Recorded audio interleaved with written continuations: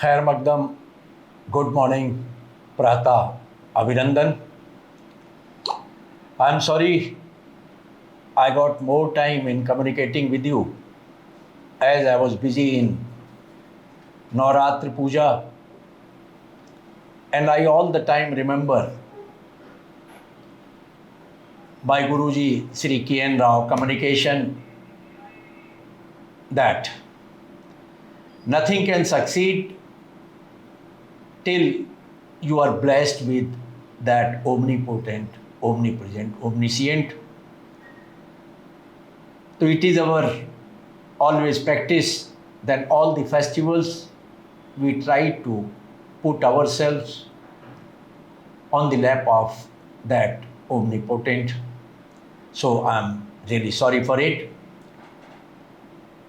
पिछले 10 दिनों की ध्यान साधना पूजा ने मुझे एक विचार दिया जिस पर आपसे चर्चा करूं। आप सभी जानते हैं कि हर व्यक्तित्व का एक ऑरा होता है, आभा मंडल होता है। जब हम किसी व्यक्ति के कांटेक्ट में आते हैं तो there are few personalities which attracts us, there are few where we do not feel comfortable. In fact, this is your aura. In most of the religions, aura plays a very pivotal role. Aura कहें या आभा मंडल कहें, कैसे विकसित होता है? Majorly, there are few factors which are very important.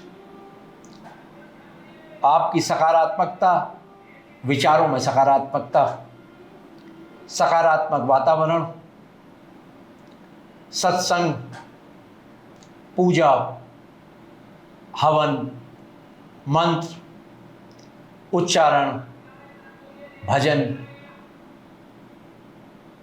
धार्मिक सत्संग, धार्मिक स्थानों में जाना, ये सब व्यक्ति के आभा मंडल को एक्सपेंड करते हैं। और इसके विपरीत नकारात्मक लोगों के साथ साथ भोजन में नकारात्मकता, नकारात्मक संगीत, नकारात्मक साहित्य, ये सब हमारे आभा मंडल को रिड्यूस करता है। जैन धर्म में भी आभा मंडल को they call it by name Leshya, LESHYA। Leshya is influenced by majorly 2-3 factors. It is your mental tendency, which is influenced by your fooding habit, your atmosphere, your entire thought process.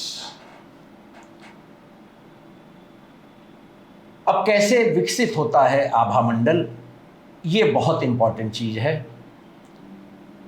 आप लोग जानते हैं कि 7 चक्र हैं शरीर में। प्रारंभ मूलाधार चक्र से होता है, स्वाधिष्ठान चक्र, मणिपुर चक्र, अनाहत चक्र, विशुद्ध चक्र, आज्ञा चक्र, सहस्त्र चक्र। और किसी भी ध्यान उपासना में हम अपने इन 7 चक्रों को एक्टिवेट करते हैं। बहुत सारे सेक्ट आए जिन्होंने इस चेतना को जागृत करने में मदद की। इसी प्रकार हम जानते हैं कि सूर्य और चंद्रमा, सूर्य जो आत्मा का कारक है, चंद्रमा जो मन का कारक है, इनके चारों ओर एक लाइट का सर्कल होता है। यू कैन कॉल इट प्रकाश चक्र। और यह प्रकाश चक्र ही सूर्य और चंद्रमा का आभा मंडल कहलाता है। जिस प्रकार सूर्य और चंद्रमा का आभा मंडल संपूर्ण मानवता को, संपूर्ण ब्रह्मांड को प्रभावित करता है, इसी प्रकार किसी भी व्यक्ति विशेष का आभा मंडल भी अपने इर्द गिर्द के माहौल को प्रभावित करता है। जनरली आभा मंडल एक आम आदमी का 2 से 3 फीट होता है, लेकिन कई बार आप ऐसे महापुरुषों के करीब जाएं, जैसे देवराहा बाबा थे, उनका आभा मंडल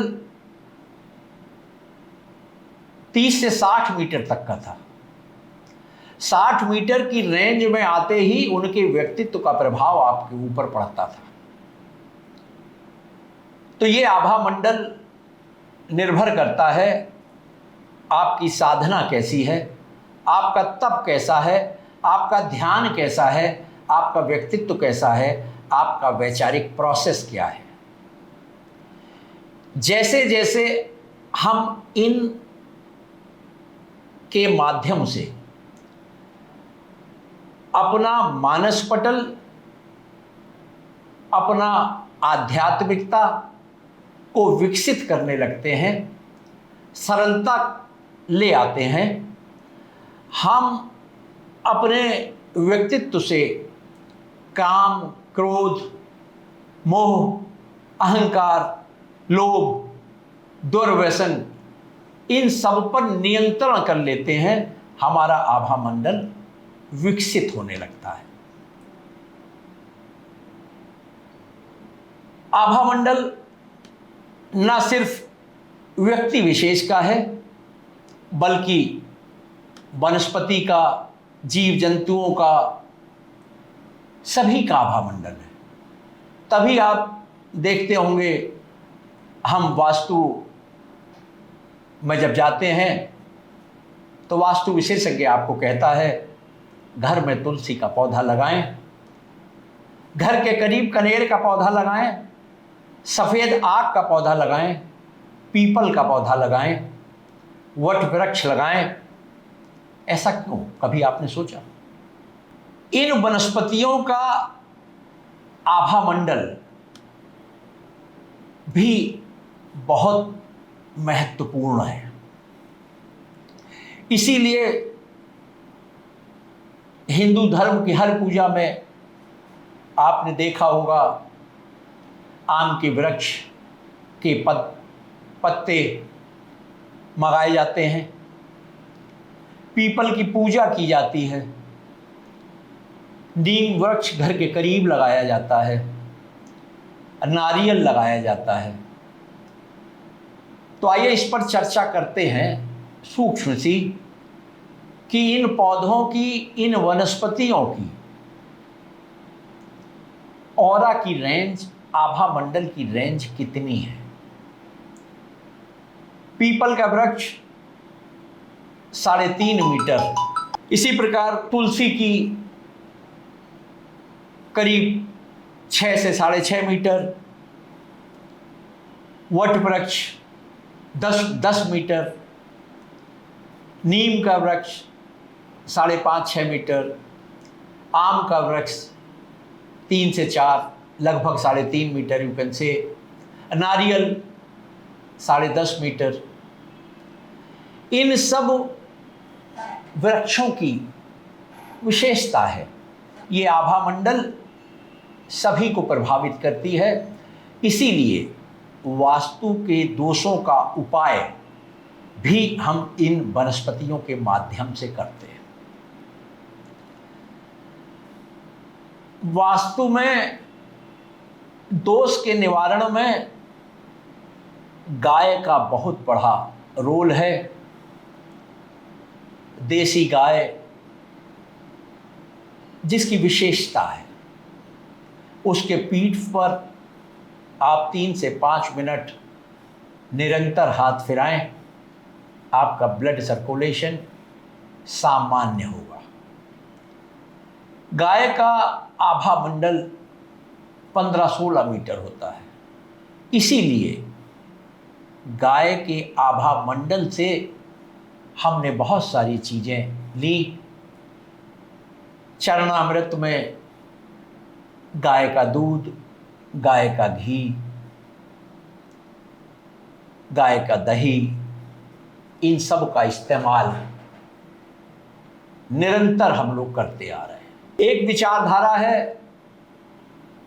कि आपके शरीर के विकारों को हम गाय के उत्पादों से, इवन गाय का जो वेस्ट प्रोडक्ट आप कहते हैं, गौमूत्र और गाय का गोबर, इससे भी इलाज किया जाता है और बहुत सफल है।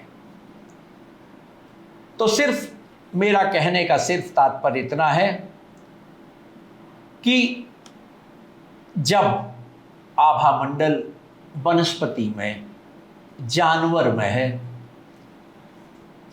हवन में हम आम की लकड़ी का प्रयोग करते हैं, गाय का घी इस्तेमाल करते हैं, जौ तिल का इस्तेमाल करते हैं, उसकी आहुति से एक विशाल, एक विस्तृत आभामंडल का निर्माण होता है। तो आइए हम सभी मिलकर एक छोटा छोटा प्रयास करें, अपने इन 7 चक्रों को जगाएं,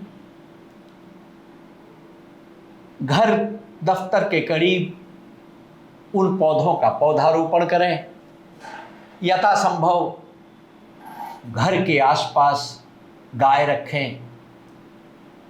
ये संभव नहीं मेट्रो टाउन्स में। अंधकार से दूर रहें, स्वच्छता का विशेष ध्यान रखें। विशेष त्योहारों पर, विशेष रूप से मैं यूँ कहूँ, एकादशी, पूर्णमासी, अमावस्या को कम से कम हम हवन करें, मंत्रोच्चारण करें, दीप प्रज्वलन करें। इन सब से 5 तत्व एक्टिवेट होंगे, आपका मानस पटल शुद्ध होगा, वैचारिक शुद्धता लाएं और अपने आभामंडल को विकसित करें।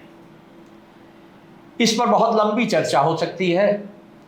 अगर अब आप सब लोग कहेंगे तो मैं आगे आने वाले कम्युनिकेशन में इन चक्रों को कैसे एक्टिवेट करें, निरंतरता कैसे लाएं, इस पर चर्चा अवश्य कर लूँगा।